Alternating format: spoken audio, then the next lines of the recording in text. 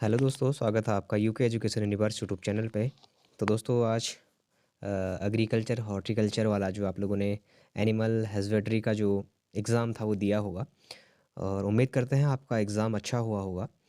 Video late लाने का main कारण ये है क्योंकि मेरा भी एग्ज़ाम था, तो इसीलिए मैं वीडियो थोड़ा सा लेट शुरू कर रहा हूँ क्योंकि अधिकतर जो लोग हैं उनकी वीडियोस पहले ही यूट्यूब पर आ चुकी होगी। दोस्तों जो जीएस का पेपर है सबसे पहले उस पर हम डिस्कस करेंगे, उसके बाद फिर जाके साइंस वाले पेपर पे डिस्कस करेंगे।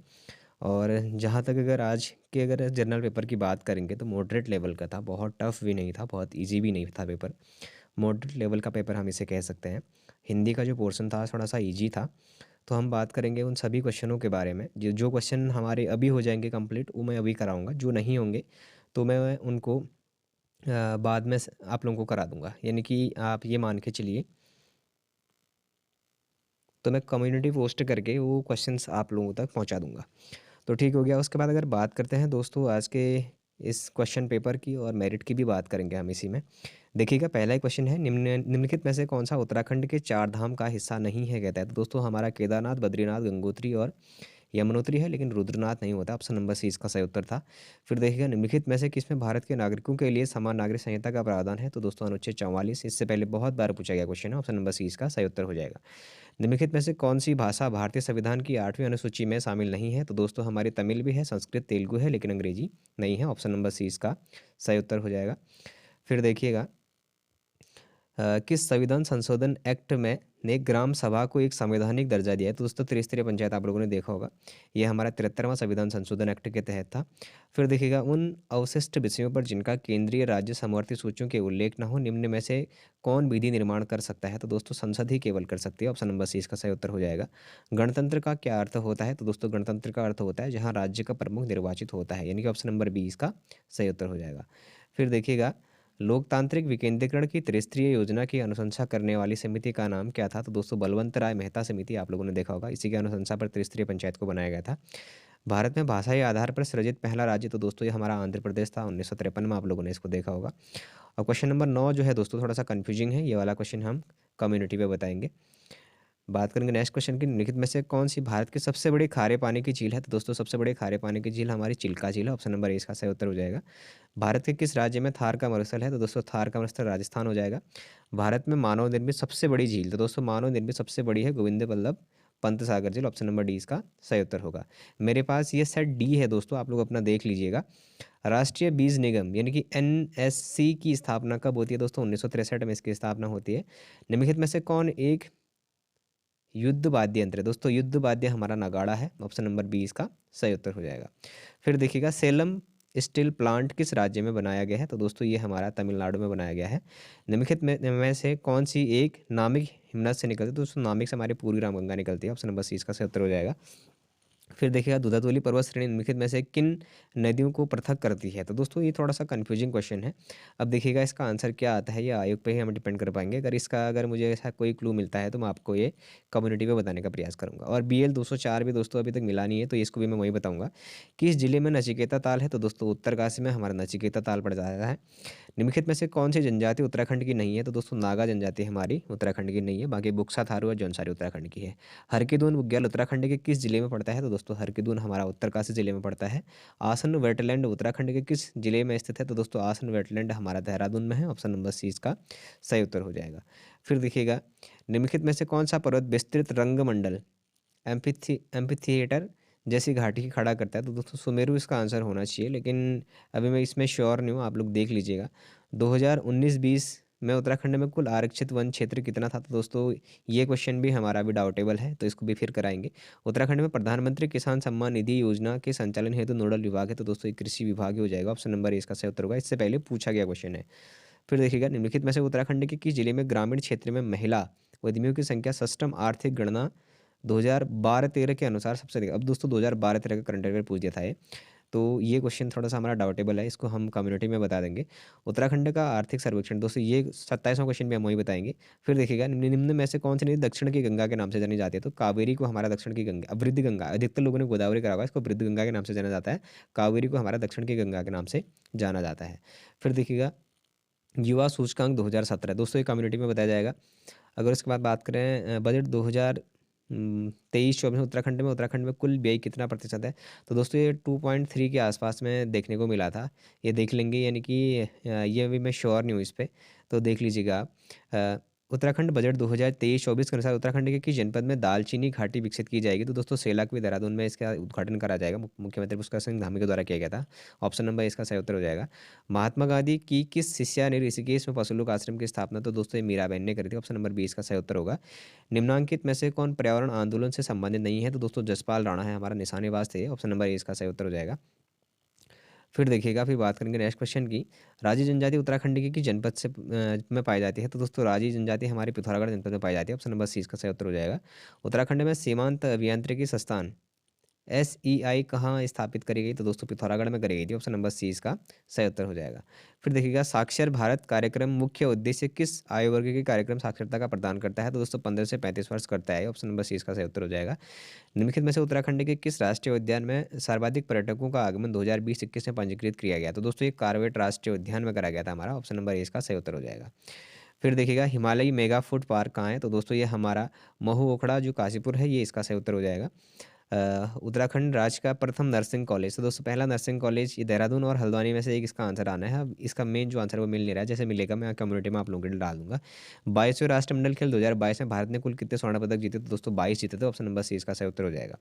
फिर देखिएगा, निर्यात तैयारी सूचकांक EPI 2021 के अनुसार भारत के समस्त राज्यों के संदर्भ में उत्तराखंड की श्रेणी की रैंकिंग दोस्तों 19वीं रैंक थी। ऑप्शन नंबर सी इसका सही उत्तर हो जाएगा। फिर देखिएगा, रीजनिंग का जो क्वेश्चन है मैं पहला मैंने सॉल्व नहीं किया है, दूसरे क्वेश्चन का यानी कि उत्तर पूर्व इसका आ रहा था, तो ऑप्शन नंबर ए इसका सही उत्तर हो जाएगा। 44वां क्वेश्चन भी अभी हल नहीं किया है, तो मैं इसको भी बताऊंगा। और 500 से 600 के बीच कितनी बार संख्याएं 9 आ रही है? तो दोस्तों 20 बार आ रही थी, इससे पहले रिपीटेड क्वेश्चन है। और 46 का हमारा रीता इसका आंसर आ जा रहा था। फिर बात, सॉरी रीता नहीं, सॉरी दोस्तों, रीना आएगा शायद इसका। फिर देखिएगा उसके बाद, निम्न चित्र में लुप्त संख्या, तो दोस्तों इसमें से हमारी इनमें से कोई नहीं है कि 500 बार आएगा। अच्छा 500 बार कैसे आएगा? अधिक लूँगा 216 आ रहा होगा। देखिएगा, अगर आप 8 में से 5 ये वाला देखिएगा, इस तरीके से अगर देखेंगे तो 11 में से 8 माइनस करेंगे तो कितना बचता है? 3 बचता है। 3 का क्यूब 27 होता है। अगर 5 में से 4 माइनस होता है तो 1 होता है, 1 का क्यूब 1 ही होता है। 7 में से अगर आप क्या करेंगे, 3 को माइनस करेंगे तो 4 होता है, 4 का क्यूब 64 हो जाता है। वैसे यहाँ पर 8 का क्यूब क्या हो जाएगा? 512 हो जाएगा। ठीक हो गया, इस तरीके से आ रहा था। ऑप्शन नंबर 48 का, ऑप्शन नंबर 20 का सही उत्तर हो जाएगा। 49 की अगर बात करें तो दोस्तों 55 मिनट इसका आंसर सही आ रहा था। 50 वाला क्वेश्चन अभी नहीं हुआ है, और 51 का 75 सही आंसर था। रीजनिंग ये हो गया हमारा। फिर देखते हैं, निम्न में से कौन सी वोलेटाइल मेमोरी है? अच्छा दोस्तों, एक तो नॉन वोलेटाइल और रैम और रोम में होता है। ठीक है, रैम हमारी क्या होती है? वोलेटाइल, और रोम हमारी नॉन वोलेटाइल। इस तरीके से देख लीजिएगा आप, इससे पहले भी आप लोगों ने क्वेश्चन किया होगा, तो इसका सही आंसर आप लोगों को आ गया होगा। देखिएगा, 1 किलो बाइट में कितने किसके बराबर होता है? तो दोस्तों 224 बाइट के बराबर होता है। ये आप लोगों ने इससे पहले भी आया हुआ क्वेश्चन है। जिनमें में से भौतिक घटकों कहलाता है। दोस्तों भौतिक घटक हमारा हार्डवेयर को कहा जाता है। ऑप्शन नंबर ए इसका सही उत्तर हो जाएगा। CPU का तात्पर्य है तो दोस्तों सेंट्रल प्रोसेसिंग यूनिट होता है। ऑप्शन नंबर सी इसका सही उत्तर हो जाएगा। निम्न में से कौन सी एक ग्रीन हाउस गैस नहीं है? तो दोस्तों कार्बन डाइऑक्साइड भी हमारी होती है, मीथेन भी होती है, नाइट्रस ऑक्साइड और हीलियम में से एक आंसर आना चाहिए, लेकिन अभी इस पर भी कन्फ्यूजन क्रिएट है, तो मैं इस पर आंसर नहीं कर रहा हूँ। फिर देखिएगा, क्वेश्चन नंबर 57 भी हमारा अभी तक नहीं हुआ है।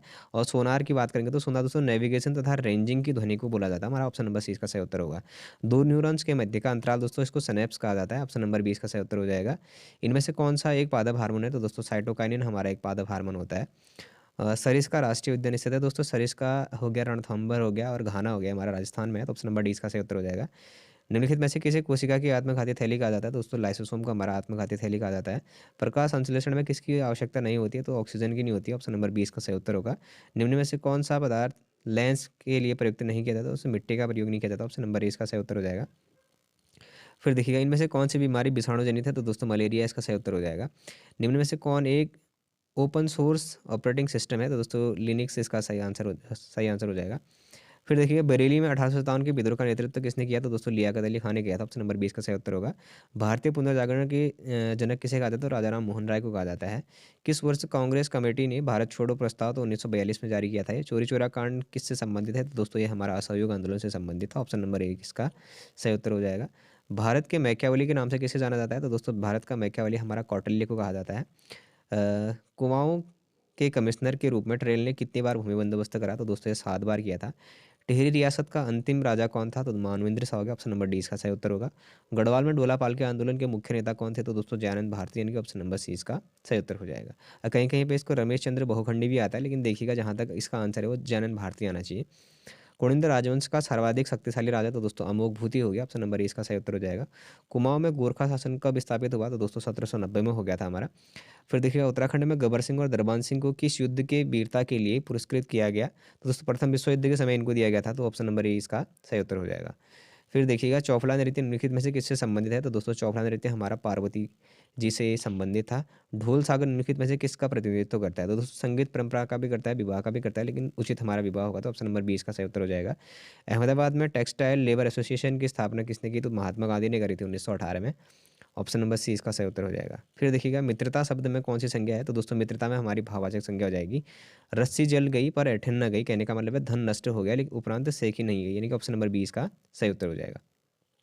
फिर देखिएगा मन के सुख दुख क्रोध हर्ष भावों को तीव्रता व्यक्त करने के लिए किस चिन्ह का प्रयोग? तो दोस्तों विस्मयादिबोधक चिन्ह का प्रयोग किया जाता है।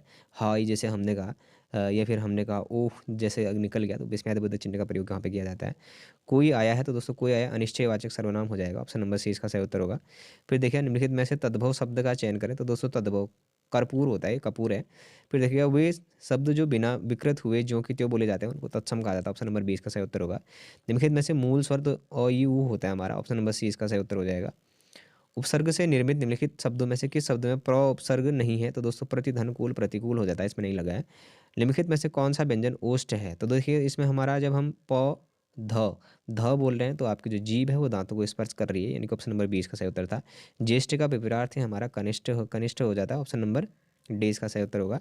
फिर देखिएगा अर्ध का विराम चिन्ह, अच्छा अर्ध विराम चिन्ह, तो ऑप्शन नंबर 20 का सही उत्तर हो जाएगा। भ्रमर का पर्यायवाची, तो भ्रमर का मेलिन होता है हमारा, ऑप्शन नंबर ए इसका सही उत्तर हो जाएगा। पेट में पाँव होना यानी कि अत्यंत छली कपटी होना, ऑप्शन नंबर बी इसका सही उत्तर हो जाएगा।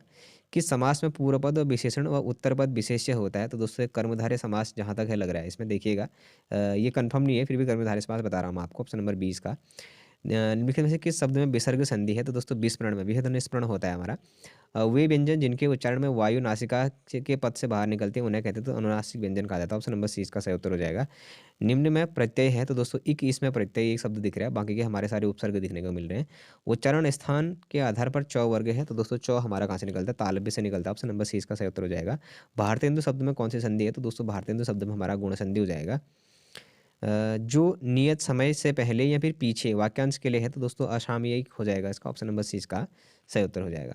फिर देखिएगा अब दोस्तों ये हमारे लगभग 100 क्वेश्चन हमने जो हमारा जनरल पेपर था जीएस वाला उसके सॉल्व कर लिए लगभग। इसमें से हमारे 10-15 क्वेश्चन ऐसे हैं जिनके आंसर अभी हमें नहीं मिले हैं, तो कम्युनिटी में वो मैं ज़रूर डाल दूंगा उनको, उनके आंसर्स के साथ कि किस इसका आंसर कौन सा है करके। मेन अगर बात करें तो दोस्तों जो हमारा जनरल पेपर था ये लगभग 70 से 75 मार्क्स का है, ज़रूर है। आप लोग इतना ध्यान दीजिएगा, 70 से 75 मार्क्स अगर जो अभ्यर्थी इसमें ला रहे हैं जनरल पेपर में, उसके बाद जब आगे की हम बात करेंगे साइंस की, तो दोनों को ही कंबाइन करने के बाद मुझे जहाँ तक लगता है 150 के आसपास ही मेरिट देखने को मिलेगी, इससे ज़्यादा नहीं मिल सकती। क्योंकि जो सेकंड पेपर था हमारा साइंस वाला, साइंस का पेपर थोड़ा टफ था दोस्तों। साइंस हमारी इजी नहीं थी, साइंस बहुत टफ पूछा गया था, बहुत डीपली पूछा गया था। तो आप लोग ये मान के चलिए अगर कोई बच्चा अगर 110 साइंस में अगर कर पाता है और 50 से 60 नंबर भी अगर यहाँ लाता है, तो 150 160 इसमें सेफ स्कोर होगा। कोई भी कैटेगरी 150 से 160 इसमें सेफ स्कोर होगा, मैं आप लोगों को ये बता देना चाहता हूँ लगभग। बल्कि 140 तक भी स्तर गिरने को देखने को मिल सकता है, लेकिन 150 160 आप लोग इसमें सेफ स्कोर मान के चलिए 300 में से। बाकी जो दूसरा पेपर है दोस्तों मैं जल्दी ही आप लोगों को प्रयास करूंगा कि वो भी बना पाऊँ, क्योंकि थोड़ा सा बोलने में भी तकलीफें हैं। मैं आपको कल एक बार फिर से रूबरू कराया था कि मम्स वायरस के कारण थोड़ा सा बोलने में तकलीफ है, इसलिए मेरी वीडियो भी नहीं आ पा रही है। तो मैं प्रयास करूंगा कि अभी थोड़े देर बाद मैं आप लोगों को वो वीडियो भी प्रोवाइड करा पाऊँ, और 200 जो क्वेश्चन हमारे साइंस के हैं उनके बारे में भी हम थोड़ा सा डिस्कस कर पाएँ। बाकी जितने क्वेश्चन हमारे नहीं आए हैं कम्युनिटी बॉक्स में ज़रूर आ जाएंगे, और इन क्वेश्चनों में से अगर कोई क्वेश्चन ऐसे हों जिनके आंसर अगर यदि गलत हुए हों तो आप लोग कमेंट बॉक्स में आप लोग कमेंट जरूर छोड़ दीजिएगा। यदि अगर आप लोगों को ये सीरीज पसंद आया हुआ हो, ये आंसर की पसंद आई हुई हो, तो आप लोग चैनल को जरूर सब्सक्राइब करें, अपने दोस्तों के साथ चैनल को जरूर शेयर करें, बाकी लाइक करें, कमेंट करें और बने रहिएगा UK education universe YouTube channel के साथ। धन्यवाद।